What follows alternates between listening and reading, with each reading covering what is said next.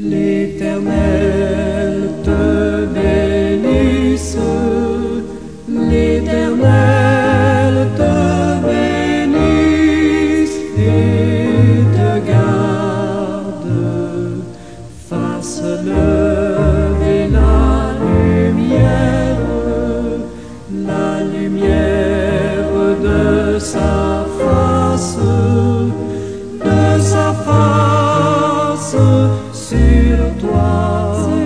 sur toi, use de grâce envers toi et te donne la paix, et te donne la paix.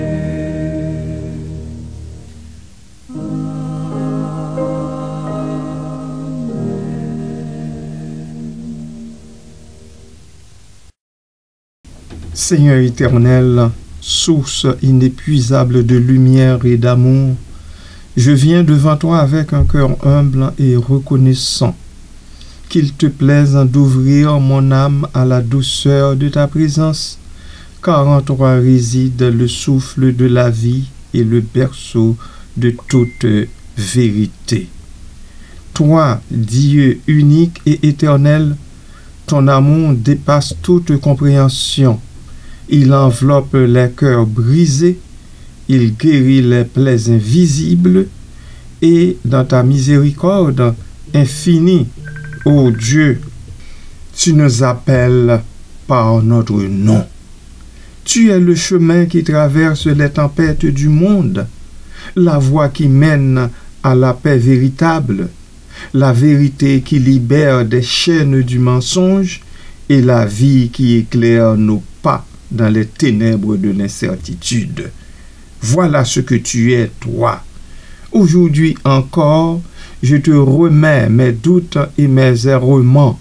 Guide mes pas sur le sentier de ta justice et de ta paix. Seigneur, que ton esprit m'enseigne à aimer sans mesure, à servir avec humilité et à marcher dans la lumière de ta parole. Puissent mes choix refléter ton cœur, puissent mes actes témoigner de ton amour, car sans toi, je suis perdu. Mais en toi, tout devient sens, force et espérance. Garde-moi fidèle à toi, Seigneur, toi qui es le commencement et la fin, l'alpha et l'oméga, le seul et véritable chemin vers la vie éternelle. Merci Seigneur, sois loué, béni, exalté et magnifié au siècle des siècles. Amen.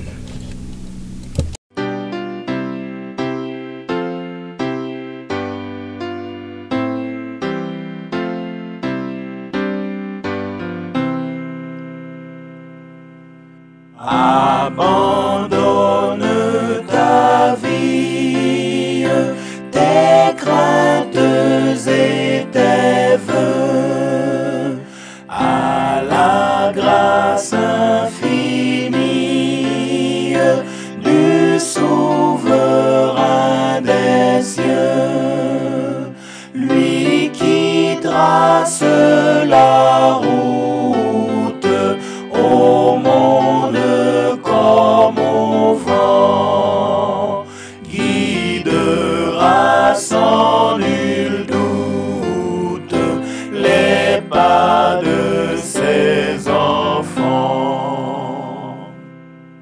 Qu'il soit ton espérance, si tu veux être heureux, pour que ton œuvre avance, sur lui fixe les yeux, dis-lui toutes tes peines, remets-lui ta douleur,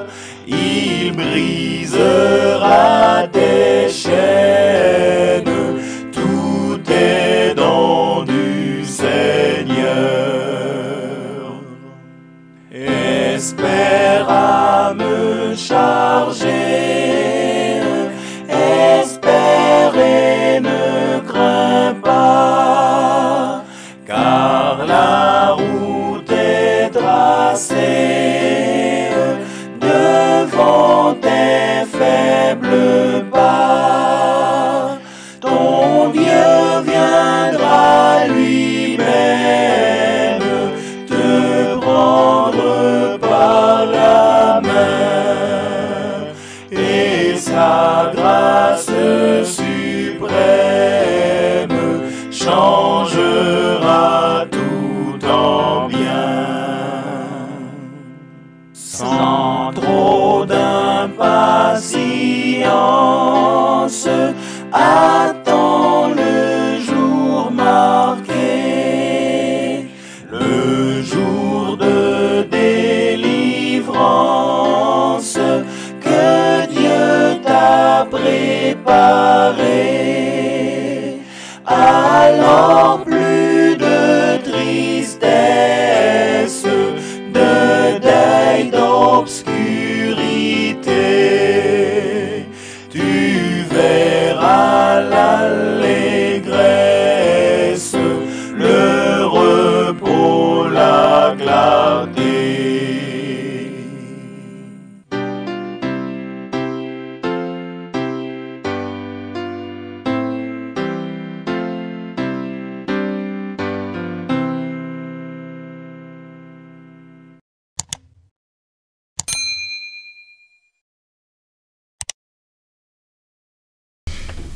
Amis de partout et bien-aimés dans le Seigneur, bonjour, bon matin, que la paix de Dieu soit avec vous. Il est l'amour suprême. Il est le vrai chemin. Tels sont les deux vers sur lesquels je vais me pencher avec vous ce matin. Ces deux vers, bien que concis, encapsulent des concepts fondamentaux de la foi chrétienne. Ils affirment la nature essentielle de Dieu comme amour et présentent Dieu comme la voie à suivre pour une vie épanouie et une relation juste avec le divin. Cette explication décompose ces deux affirmations pour en révéler la profondeur et la signification. Dieu est l'amour suprême. Cette première partie de la phrase est une déclaration puissante sur la nature de Dieu. Elle ne dit pas simplement que Dieu a de l'amour, mais qu'il est l'amour suprême même. Cela signifie que l'amour n'est pas seulement un attribut de Dieu, mais son essence même. Tout ce que Dieu fait, tout ce qu'il est imprégné et motivé par l'amour. L'amour comme fondement de la création. Dans la perspective chrétienne, l'amour de Dieu est la raison d'être de la création. Dieu a créé l'univers et l'humanité par amour, désirant partager sa bonté et sa joie. La création elle-même est donc une expression de l'amour divin. Alléluia. L'amour comme sacrifice. L'incarnation de Jésus-Christ et son sacrifice sur la croix sont considérés comme la manifestation ultime de l'amour de Dieu. En envoyant son Fils unique mourir pour les péchés de l'humanité, Dieu a démontré un amour incommensurable et sacrificiel. Cet amour est un amour qui se donne, qui se penche vers l'autre, même au prix de soi-même. L'amour comme relation. L'amour de Dieu n'est pas un amour abstrait ou distant. Il est un amour personnel et relationnel. Dieu désire une relation d'amour avec chaque être humain. La prière, la méditation et la participation à la communauté chrétienne sont des moyens de cultiver cette relation d'amour avec Dieu. L'amour suprême. L'expression amour suprême souligne que l'amour de Dieu est au-dessus de tout autre amour. Il est parfait, inconditionnel, éternel et transcende toute compréhension humaine. Il est la source et la mesure de tout véritable amour. Amen.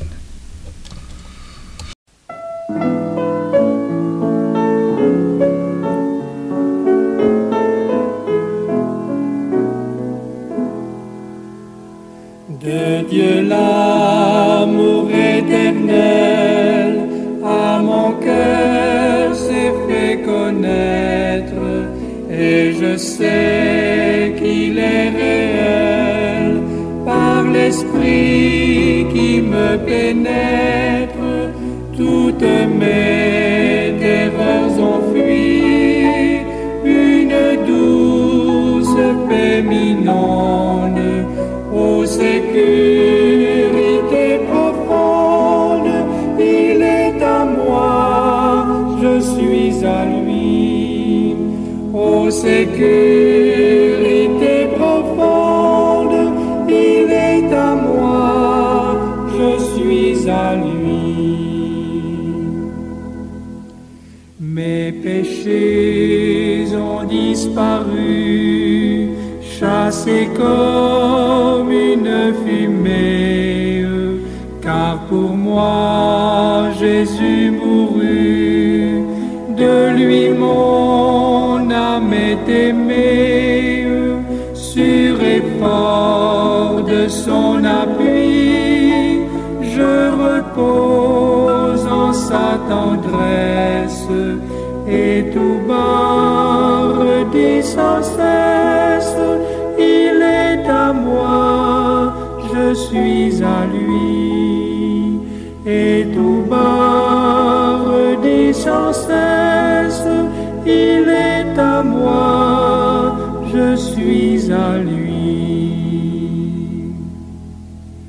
À lui seul et pour toujours, l'enfer, la mort ni la vie, rien ne peut de son amour priver mon âme ravie. Que le monde soit détruit et que le soleil s'éteigne, Jésus vit et Jésus règne, je vis et je règne avec lui. Jésus vit et Jésus règne, il est à moi, je suis à lui.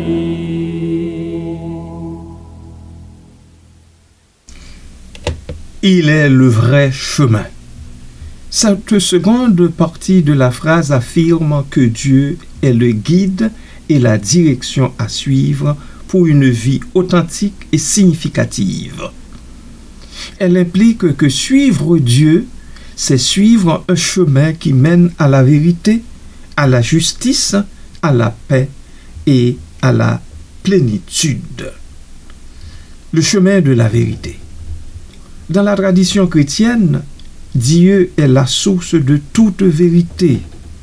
Suivre Dieu, c'est chercher la vérité dans tous les aspects de la vie, que ce soit la vérité morale, la vérité spirituelle ou la vérité intellectuelle. Cela implique de rejeter le mensonge, la tromperie et l'illusion. Le chemin de la justice. Dieu est juste et droit. Suivre Dieu, c'est s'efforcer de vivre une vie juste et équitable, en traitant les autres avec respect et dignité. Cela implique de lutter contre l'injustice, l'oppression et la discrimination. Le chemin de la paix.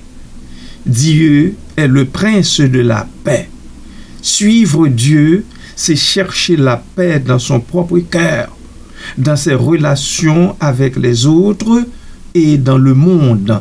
Cela implique de pardonner, de se réconcilier et de promouvoir l'harmonie. le chemin de la vie éternelle. Dans la perspective chrétienne, suivre Dieu, c'est aussi suivre le chemin qui mène à la vie éternelle. Cela implique de croire en Jésus-Christ comme Sauveur et Seigneur et de vivre une vie conforme à ses lois, à ses ordonnances, à ses commandements, à ses prescriptions. En conclusion, ces deux vers bien-aimés du Seigneur sont une synthèse puissante de la foi chrétienne.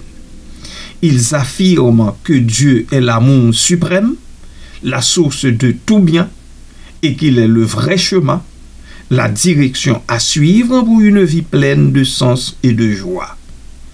Ils invitent à une relation personnelle avec Dieu, basée sur l'amour, la confiance et l'obéissance. Voilà, bien-aimés du Seigneur, en quelques mots, ce que votre humble serviteur pense de ces deux vers que nous laisse en héritage Paul Guérard. Soyez bénis richement en Jésus-Christ.